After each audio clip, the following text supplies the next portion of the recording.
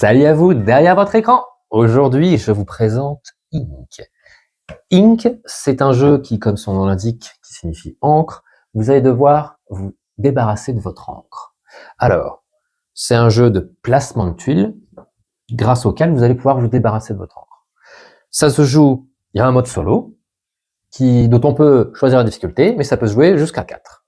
Donc, un tour de jeu, c'est très simple.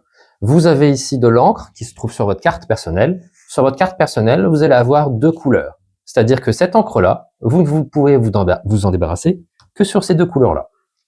Ensuite, vous avez les encres Joker.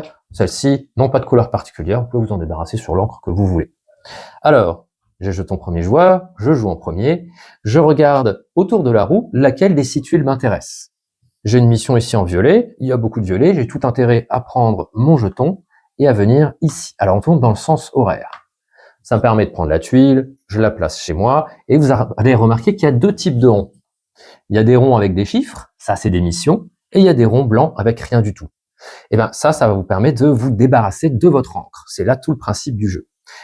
Une mission 3, il faut donc que je fasse au moins un territoire de 3 cases violettes.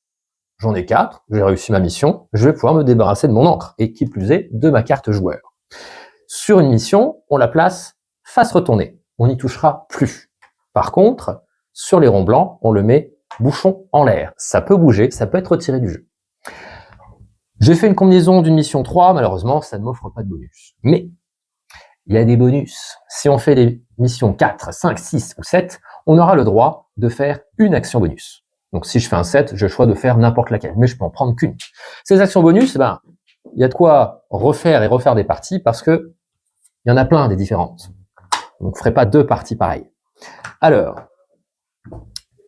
une fois que j'ai fait ça, on prend son gros sac, on repioche une tuile, on la remet, et c'est au joueur suivant d'à nouveau se placer. Alors, il peut se mettre où je suis, sachant que au bout d'un moment, statistiquement, on va finir par faire un tour complet. On voit qu'ici, c'est pas une plume d'encre, il y a une petite croix. Quand on arrive là et qu'on va plus loin, on pioche dans le sac avec une petite croix. Et ça va pas vous faire plaisir. Quand on pioche là-dedans, on récupère une tuile rectangulaire sur laquelle il y a une croix et une couleur. Ça veut dire qu'il va falloir que je recouvre 2 cases qui sont de cette couleur, dans la mesure du possible. Donc là, sur mon territoire ici, par exemple, hop, ces cases-là ne comptent plus. Ici, ceux qui sont recouverts par de l'encre ne comptent pas. Ceux qui sont recouverts par cette huile ne comptent pas. Là, j'ai 0 case violette présentement dans mon jeu. Donc, vous avez compris l'idée. On va faire des tours comme ça, en récupérant des tuiles, en accomplissant des missions, en faisant des actions bonus, en plaçant notre encre. Et une fois que quelqu'un se sera débarrassé de toute son encre, hop, c'est fini. Dernier tour. Il va falloir compter les points. Les points. Comment ça compte les points?